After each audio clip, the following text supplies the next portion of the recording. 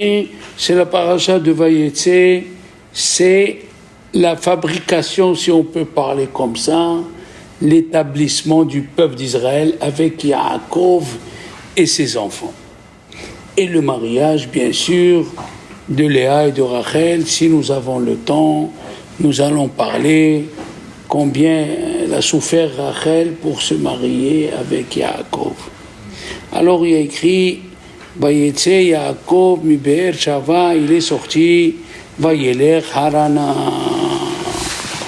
Alors Rabbi Shmuel, dans le Midrash Rabbah, la paragraphe Samechet, il dit qui c'est qui a fait Shira Ma'alot Esa'ina Eleharim? C'est Yaakov Avinu. Yaakov Avinu alayhi salam, c'est lui qui a dit Esa'ina Eleharim, qui c'est Heharim? Haorim. Haorim, ça veut dire mes parents. Mais Aïn et Abo Ezri, d'où il va venir mon aide? Alors il ne s'est pas laissé abattre. Il a dit, le serviteur de mon grand-père, et pour mon père, il a pris Vaïka Ha'eved Asara Gemalim. Il a pris 10 chameaux chargés. Vechol Tuv Adonav Beyado. Et tout le bien de son maître dans ses mains. Ve'ani et moi. Lo nezem ehad ve'lo tzamid ehad. Ni des boucles d'oreilles, ni un bracelet.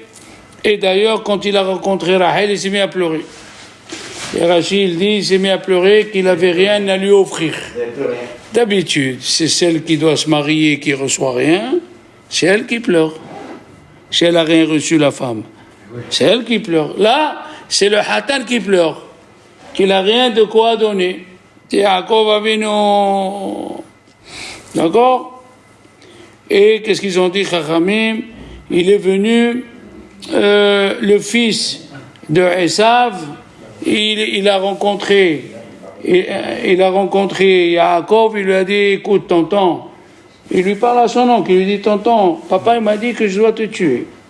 Alors, c'est qui vous d'Avaim, je dois faire la mitzvah de respecter son père et sa mère. Qu'est-ce qu'il lui a fait à Yaakov? Il lui a répondu, il lui a dit, selon ce qu'il pense, il lui a dit, si tu prends tous mes biens, un pauvre, Ani, Chashuv Kamet, un pauvre, il est comme un mort, et tu vas prendre du bien, et tu vas accomplir ce qu'il a dit ton... Hein? Eliphaz, il s'appelle Eliphaz. Et la chose qui est extraordinaire, et comment ça se fait que Eliphaz, il a accepté le marché de Yaakov? Pour la simple raison que Eliphaz, il a grandi avec Yitzhak, dans la maison de Yitzhak. Il écoutait d'Ivre Torah. Voilà un monsieur qui n'a pas augmenté dans la Torah, mais qui n'a pas diminué. Alors, Chachamim, ils ont dit que c'est Yaakov qui l'a dit, Shira Ma'alot Esa'ina Eleharim. Alors maintenant, vous allez comprendre ce qu'on a parlé avec M. Léon, pourquoi à Arbit, on lit Shira Ma'alot Esa'ina Eleharim.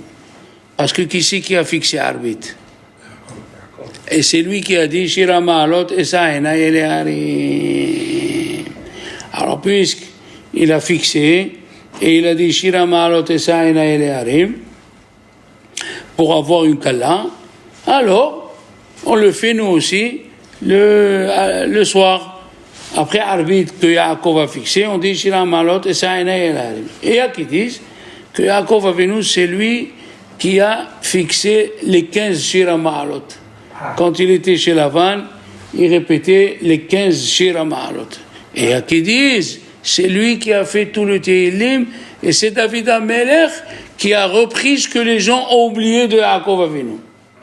Quand dans Shira Ma'alot on dit Yomarna Israël, qui c'est Israël? C'est Yaakov qui s'appelle Israël. Et combien avait des Mizmorim avant? 147. Aujourd'hui, tu trouves 150, c'est parce qu'on les a coupés autrement. Mais avant, il dit le Midrash, il y avait 147. Et qui c'est qui est mort à 147 ans? Yaakov Avinu. Et on a dit la semaine dernière, selon la Kabbalah, qui devait être dans le ventre avec Yaakov? David HaMelech. Donc, voilà. Alors, Shira Ma'alot Esa'ina Eleharim Me'ayin Yavo Ezri. Et Aizri, c'est la femme. Comment on le sait? Parce que quand Dieu l'a créé, la femme, il a dit E'eselo Aizer. Il a dit le mot Aizer. E'eselo Aizer Kenikdu. Aizer, c'est la femme. Alors, mais Aïn, vous savez que qui c'est qui dit Shila Ma'alot et Sa'ina et Harim? Dans le Perek Shira, il y a chaque animal, son ange, qu'est-ce qu'il récite comme louange? Il y a Tziporet Akramim. Tziporet Akramim, c'est pas un oiseau, c'est une sauterelle qui va dans les vignes. Ouais, Tziporet Akramim. Et Tziporet Akramim, elle chante Shira Ma'alot et Sa'ina et Harim.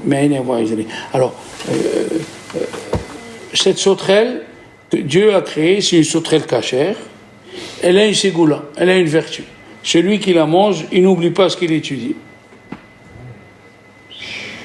Il n'oublie pas ce qu'il étudie. Mais il n'oublie pas ce qu'il étudie. Mais les enfants, on sait bien que la Gemara, elle a dit, ça ne ressemble pas à quelqu'un qui étudie 100 fois et quelqu'un qui étudie 101 fois. Ben Aved Hashem la Asher lo Avado. Alors le grand devine, elle a dit, qu'est-ce qu'on dit? La Gemara, elle dit, celui qui va en Olam Haba, on lui dit, avant d'aller, Ashre mi sheba lekan, heureux celui qui vient ici, betalmudo beyado. Ça veut dire, on te donne 180 jours dans le monde futur pour faire les drachot que tu as appris dans ce Olam Haba. 180. Comme ça, il dit le grand devina. Alors, il dit le grand devina, voilà ce qu'elle dit, la sauterelle. Elle dit à Dieu, regarde ce qu'ils m'ont fait de moi. Ils me mangent au lieu d'étudier. 101 fois. C'est combien, Me'aïn? Même, Aleph, 41, Yud, 51, et Nun, 101. 101 fois. Il a dit, le Chida, c'est le malach qui ne peut plus enlever l'oubli.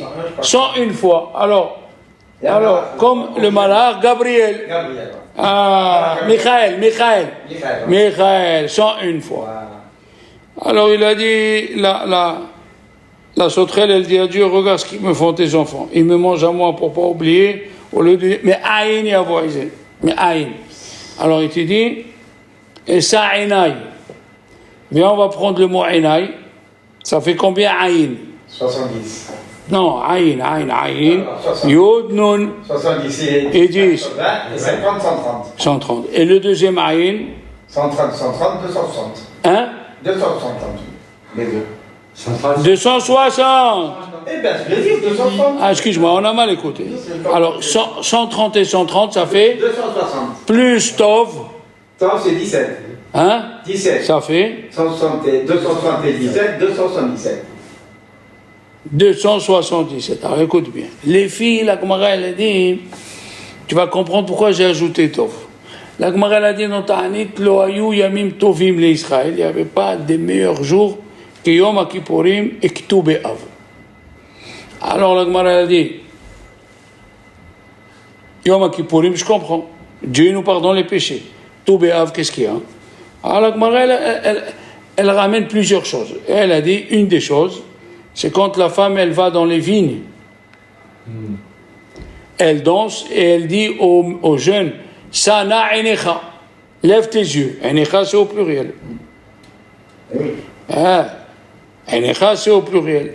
Et enecha, un œil avec un œil, tu as dit 260, plus Tov, l'oyayomim Tovim. Et c'est un même Tovim. Tov, allez, Tov, tu as dit 277. 277. Ezri, c'est combien, mon fils? Ezri, 70, c'est 70. 200. Ça fait 270 et 7, 260. Aïe. Alors, la fille, elle dit dans la vigne. Pourquoi dans la vigne? Pourquoi pas dans... Non, parce qu'il a dit, le roi David, Ishtecha kegefen poria. Ta femme, c'est comme une vigne mûre qui donne du vin. Et ouais, la femme, elle est pleine de sang. Et il dit, qu'est-ce qu'il dit Rabbi Meir? De ce sang-là, il nourrit le bébé. Ah! Donc, qu'est-ce qu'on voit d'ici? Que Yaakov Avinu, et c'est une ségoula de lire Shira Ma'alot pour ceux qui cherchent un shidour. Alors tu vas me dire, oui mais moi je suis marié, je suis grand-père, pourquoi je fais Shira Ma'alot le soir? Pour que quand tu rentres, tu trouves ta femme bien, c'est aussi un shidour tous les soirs, hein? Tous les soirs que tu trouves ta femme très bien, tu as compris? Alors, c'est pour ça que c'est écrit Shira Ma'alot. Et il a fait... alors il y a écrit Vayetse Yaakov mebever Shava. Mais c'est écrit dans la paracha d'avant. À la fin de la paracha. Vayishma Yaakov el aviv el imo vayelech padena aram. Pourquoi tu écris Vayetse Yaakov mebever Shava? Chachamim dit... non, les 7, hein, il y a 7 pesukim dans Shira Ma'alot. Shira Ma'alot de Saïnaïa, 7. Il a dit, avec ces 7 pesukim qu'il a dit Beruach HaKodesh, Vayetse Yaakov. Pourquoi? Mi Be'er Shava. Shava, c'est 7. Il a lu les 7 pesukim et Dieu lui a donné la force. Il lui a donné les 7 pesukim et Dieu lui a donné la force. Et c'est écrit, Ezri Me'im Hashem, d'accord? C'est écrit aussi dans la Kabbalah, dans le Shlah. Kol mi shenitrach lisa isha yomar bechol yom mizmor ze. Tout celui qui veut trouver une femme, il doit faire ce mizmor. Alors, qu'est-ce qu'il a dit Yaakov? Yaakov, il a dit, est-ce que je suis passé dans l'endroit, est-ce que je suis passé dans l'endroit où mes parents, ils ont prié, je ne me suis pas arrêté? Il est parti pour Haran. Il est passé par Har Moriam. En dépassant à Moriam, comment? Avarti b'makom sheitpalelu avotai. C'est comme les Antois. On t'amène à Oujda et tu passes, après on te dit, tu sais, on est passé on est passé à la synagogue où j'ai grandi, la synagogue où j'ai appris, tu m'as pas arrêté. Non monsieur, je reviens. Hein? C'est vrai ou non? Je reviens. Alors, qu'est-ce qu'il a fait? Il a pris 12 pierres. Vaïka me avne amakom. Il a pris 12 pierres. D'où il les a pris? Chachamim, ils disent, il les a pris de l'autel de Ishaq, où on a fait la Hakeda. Il a dit, si les 12 pierres, ils deviennent une pierre, c'est une preuve que moi, je vais donner 12 tribus. Parce que qui c'est qui devait donner les 12 tribus? On a dit, comment ça s'appelle? Ishaq. Il a dit, la mazé anochi. Zé, ça fait 12. Et c'est Esav qui a arraché la matrice de sa mère. Alors il a dit, peut-être c'est moi. Alors il les a collés pour voir que peut-être c'est de lui qui vont sortir les 12 tribus. D'accord? Il y a une question à l'envers. J'ai vu une question vraiment très jolie. Pourquoi il n'a pas pris une pierre et il aurait dit le lendemain, si je les vois en 12, c'est 12 tribus. Ça aurait marché quand même. Dieu aurait fait que... Hein?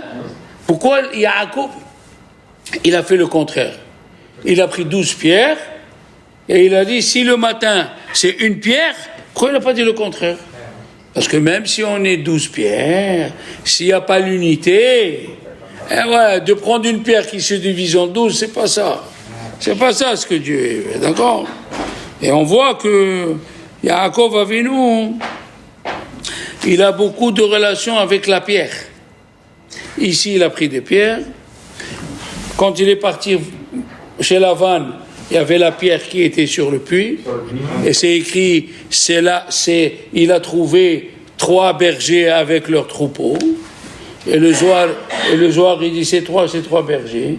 Et le Midrash et le Zohar, il donne beaucoup d'explications. Il dit, Torah, Nevi'im, Ketuvim. Ouais, un il dit c'est Kohanim, Lévi'im, Israélim. Et un qui dit c'est les 3 fêtes. C'est les 3 fêtes, quand on monte à Jérusalem, chaque fête, on absorbe la Kiddusha du Beth Amikdash. Pour revenir, comme je vous ai expliqué, il fallait un projet divin pour nous unir. Qu'est-ce qui nous unit aujourd'hui? C'est la synagogue.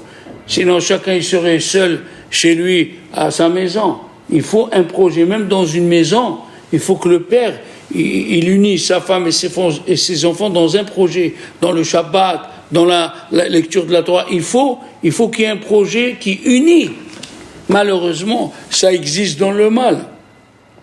Le Hamas, il a uni les Arabes, il les a endoctrinés pour être contre Israël. Et alors, depuis qu'ils sont nés, ils sont éduqués comme ça.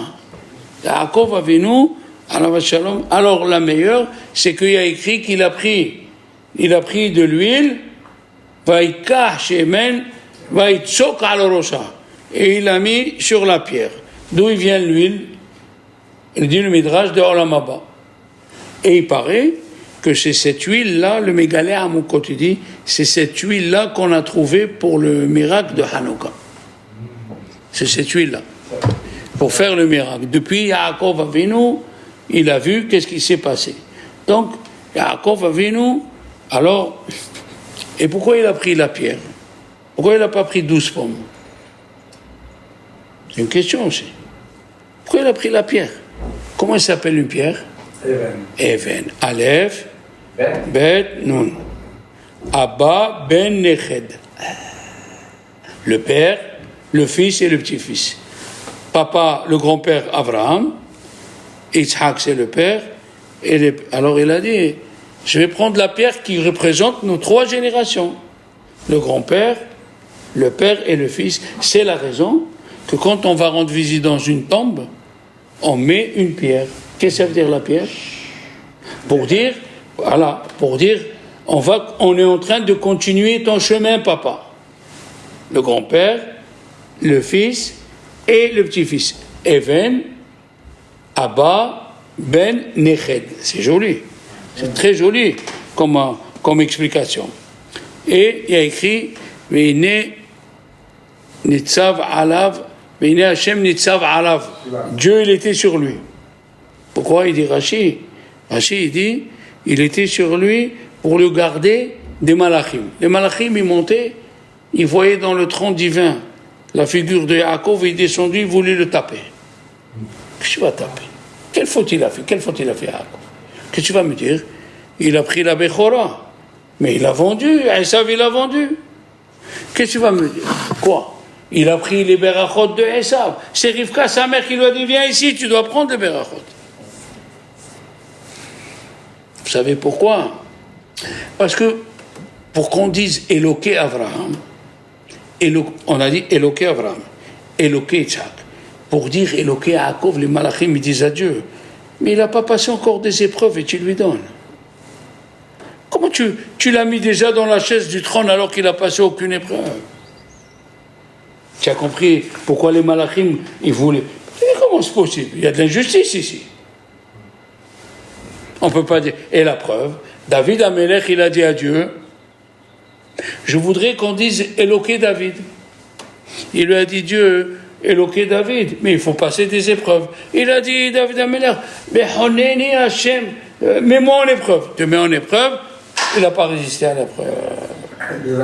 Alors, on ne peut pas dire Éloqué David.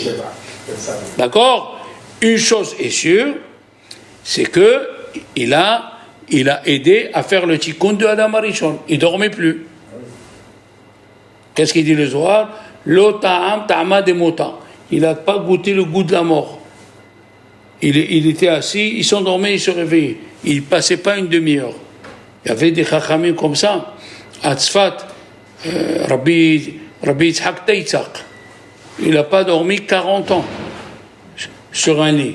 Dans la chaise, il étudiait, faisait comme ça, il se levait. Et le Hida aussi, il n'a pas dormi, et le Shabbat, il se mettait sur le sofa. Vous connaissez ce que c'est le sofa? C'est tout. Mais il n'a jamais dormi dans un lit couvert ou de dania, comme on fait nous, 3 coussins, un de viande, un de lait, tu as compris? Non, il faut enlever un coussin pour s'associer aux Juifs qui sont en guerre. En Israël, il faut faire quelque chose. Le Chafetz Chaim, il a dormi par terre pendant toute la Première Guerre mondiale. Et sa femme lui dit, qu'est-ce que tu fais? Il lui a dit, mes frères, ils sont en train de souffrir, je vais dormir sur un lit. Et Moshe Feinstein, aussi, la Seconde Guerre mondiale, Chafetz Chaim, c'est la Première Guerre mondiale, le Rabbi Moshe Feinstein, la Deuxième Guerre mondiale, il a dormi par terre pendant 4 ans. Il faut montrer quelque chose, qu'on s'associe avec nos frères. Hein. C'est pas comme ça. Hein. Alors, Yaakov Avinu, alav shalom, il a vu tout le peuple d'Israël, ce qu'il allait avoir dans ce rêve-là. Dans ce rêve. Et il a dormi de bonheur parce qu'il est écrit dans la Torah, Kiba Hashemesh. Dieu, il a amené le soleil avant. Mais c'est pas ça l'explication. Parce que quand il a rêvé Yosef, qu'est-ce qu'il a rêvé? Il est à Shemesh, il a rêvé la lune et le soleil qui se prosternent. Oui? Et qu'est-ce qu'ils ont dit les frères? Le soleil, c'est papa. Alors, qu'est-ce que ça veut dire ici qui va à Shemesh, dans cette paracha? Le soleil est venu. Les malachim disaient, Yaakov, c'est le soleil est venu, Yaakov, il est venu. Yaakov, il est venu, qui bat Shemesh. Yaakov, il a atteint 1 degré. Et tout le monde dit, avec toute cette prophétie, qu'est-ce qu'il demande? Donne-moi du pain à manger, Nathalie Lehem. Et il a employé le mot Elohim. Et mi Elohim, il m'a dit. Comment Elohim? Le Ramban, il dit, les tzadikim, ils ne veulent pas profiter de ce monde. Il a dit à Dieu, Yaakov, donne-moi ce que je mérite, pas plus. Et nous on prie.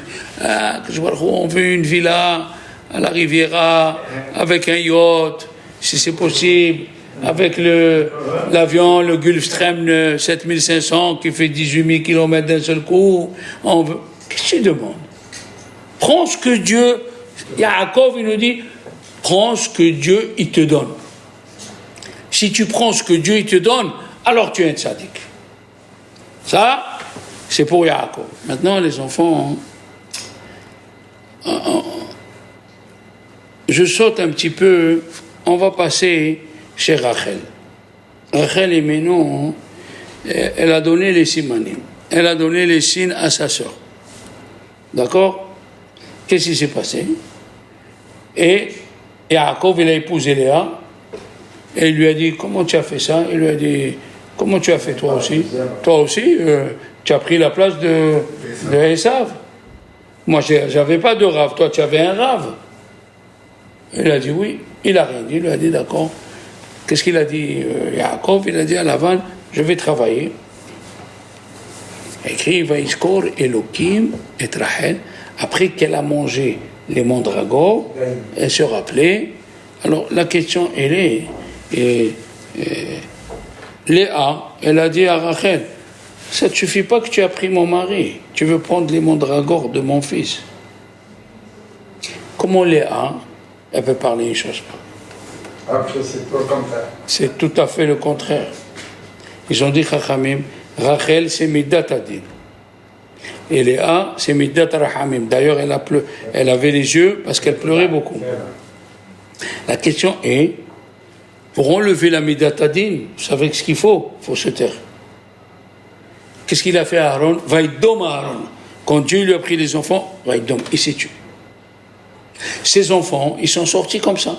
Binyamin, il était au courant de la vente de Yosef. Comment elle s'appelle la pierre de Binyamin? Yashpé. C'est quoi Yashpé? Yashpé. Il peut parler, il ne parle pas. Yashpé. Tous ceux qui sont sortis de Rachel, ils sont sortis comme Rachel. Esther, elle descend de Rachel. Qu'est-ce qu'elle a dit? Esther, l'oma guedet et amma vet molata. Elle ne parle pas. Quand il y a la tension dans la maison, la meilleure solution, c'est de se taire. Quand tu te tais, la midat adin, elle est obligée de descendre d'un niveau. Quand tu vois qu'il y a de l'électricité, il ne faut pas parler. Rachel, elle a donné, Rachel Imenu, elle a donné les simanim. Et elle est venue chez Yaakov, elle a dit, pourquoi tu pries pas pour que j'ai des enfants, comme il a fait ton père et ton grand-père? Il lui a dit, mon père, il n'a pas prié. Et mon grand-père, il n'a pas prié. Et mon père, il a prié, mais il n'avait pas d'enfants. Tandis que moi, j'ai des enfants avec Léa. Il lui a dit, alors, dans ce cas-là, prends ma servante. Il lui a dit, d'accord, je prendrai ta servante. Parce que chaque Imaot devait avoir la lettre He. Sarah, elle a He. Rivka, elle a le He. Léa, elle a le He. Zilpa, elle a le He. Bilha, elle a 2 He. Et Rachel, elle n'a pas de He. Alors, elle a dit, prends ma servante. Elle me donne un He. Alors, il lui a dit, bon, si tu veux. Et après, à la destruction du temple, quand Dieu voulait reconstruire le temple, ils sont venus voir Abraham, ils sont venus voir Isaac, rien, ça a marché, ça n'a pas marché. Ils sont venus voir Rachel. Rachel, elle dit à Dieu, j'ai fait rentrer chez moi, dans ma maison, la concurrente. Et j'ai rien dit. C'était qui la concurrente? Léa. Ah, c'était pas Léa. La servante. Parce que comment tu peux dire? Voilà, on va rentrer. Avant Matan Torah, on suivait les raisonnements de la personne. Le père de Moshe Rabbeinu, il a épousé sa tante, Amram. Il a épousé sa tante. On ne l'a pas reproché.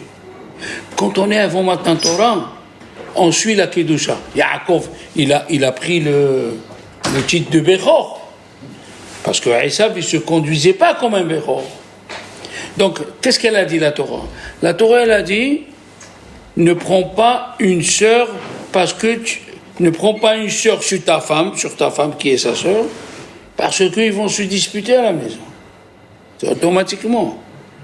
Il y avait un juif qui est venu d'Amérique, il était dans une station thermale en Lituanie où il y avait Rabbi Chaim Grozensky. Il lui a dit, d'où vous venez? Il lui a dit, d'Amérique. Il lui a dit, vous êtes venu faire quoi ici? Il lui a dit, voilà, mon frère il est mort, ma belle-sœur elle est restée avec 3 enfants, et moi j'ai de l'argent, moi je vais l'épouser pour pas la laisser seule. Mais ils m'ont dit que c'est péché. Ils m'ont dit en Amérique c'est péché d'épouser la belle-sœur si elle a des enfants. Moi je ne changerai pas d'avis si c'est par Rabbi Chaim Grozensky lui-même qui me le dit. Qu'est-ce qu'il lui dit le Rav? Il a dit, c'est moi Rabbi Chaim Grozensky. Vous êtes très bien? Oui. Rabbi Chaim Grozensky, il ne savait pas pourquoi il est parti. Il était fatigué, il a passé Rosh Hashanah là-bas, il y avait ce juif. Il lui a dit, c'est Assour, tu prends ta belle-sœur avec 3 enfants. Assour. Mais qu'est-ce qu'elle a dit là? Autant avant que Dieu dans la Torah, on suivit le raisonnement. C'est quoi le raisonnement? Ne prends pas ta belle-sœur parce que ça va avoir des histoires. Mais Rachel, on peut dire ça de Rachel, qu'elle est en concurrente avec Léa. Elle va donner un contrat. Ah, donc, qu'est-ce qu'elle a fait rentrer? Bila, une servante. Et quand tu fais rentrer quelque chose, que tu es entraîné à faire un effort plus que ta nature, alors là, Akadosh Baruch Hu, il tient compte de toi. Pourquoi? Parce que Rachel, elle a eu le cadeau que Dieu a reconstruit le temple grâce à elle. Qu'est-ce qu'il a fait Dieu? Il a dit, Dieu, je dois la faire passer par toutes les épreuves pour qu'elle regrette ce qu'elle a fait. Je le regrette. Oui. Oui. Combien de fois tu fais du bien à quelqu'un? Ah, si je savais. Et après, qu'est-ce que tu dis? Si je savais, je ne l'aurais pas fait. Ah, tu as tout perdu. Alors, Rachel, elle a fait rentrer Léa, elle a fait rentrer Bila, et ça ne suffisait pas encore. Zilpa. Non, elle a fait rentrer Bila. Zilpa, c'est du côté de Léa. Léa. Ah, laissez-nous. Au moment de l'accouchement, il y a écrit que la sage-femme, elle lui a dit, n'aie pas peur, il naît une phrase, il naît lecha ben. Gamben. Gamben, il naît là Gamben. C'est quoi cette histoire? Il a dit, hein?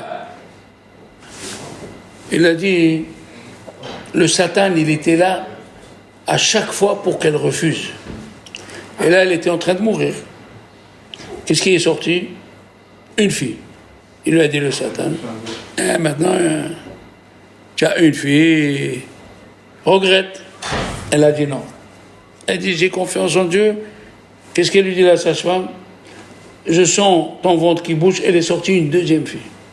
Il lui a dit, 2 filles. Il attendait qu'elle regrette. Et après un quart d'heure, elle lui dit, la sage-femme, il y a encore un petit... Gamzel et Chaben. Il est sorti, Binyamin. Elle a fait Shema Israël, elle est morte. Qu'est-ce qu'il attend? Parce que Rachel, elle a sauvé le peuple d'Israël pendant 420 ans, qu'ils ont eu le deuxième Beth Amikdash, tous les sacrifices, tous les Juifs qui sont nés jusqu'à aujourd'hui. Elle a supporté pour pas regretter. C'est pas facile. Quelqu'un, quand on le met jusqu'au pied du mur pour qu'il regrette. Et Rachel Imenu, elle a résisté pour pas qu'elle regrette. Je vous ai dit qu'il y avait un juif qui amenait un médicament à un vieux à Bnei Brak. Vous vous rappelez? Et une fois, il lui a amené à minuit, il faut voir, il a jeté. Il pleurait, il est parti voir Rav Steinman. Il lui a dit, regarde, il m'a jeté. Il lui a dit, ça fait combien d'années que tu lui amènes? Il lui a dit, ça fait 20 ans. Il lui a dit, ton malach, il a grandi comme ça, il fallait que le Satan, il veut te l'enlever. Il faut que tu t'énerves et tu regrettes, comme ça, on t'enlève la mitzvah de 20 ans. Tu écoutes ça, Claude? Alors ne regrette pas. Il a dit, non, je regrette pas. C'est pas facile d'être dans des épreuves. Ils ont dit, les Chachamim, quand les Juifs sont sortis d'Égypte, aucun malach, il a parlé. Et quand ils étaient à côté de la mer Rouge, les malachim, ils ont dit, pourquoi tu veux les sauver? Et pourquoi? Pourquoi ils n'ont pas dit ça quand on est dans les sorties d'Égypte? Parce que quand on est sorti d'Égypte, les Juifs, ils sont sortis avec la Emouna. Mais quand on est arrivé à la mer Rouge, qu'est-ce qu'ils ont dit, les Juifs? Retournons. Et qu'est-ce qu'il dit Rabbi Meir dans la halakha? Rabbi Meir Balanes dit, un Juif qui a fait des mitzvot toute sa vie, et avant de mourir, il dit, j'ai perdu le temps, il a perdu tous les mitzvot. Alors, il y a beaucoup à apprendre dans cette paracha, mes amis.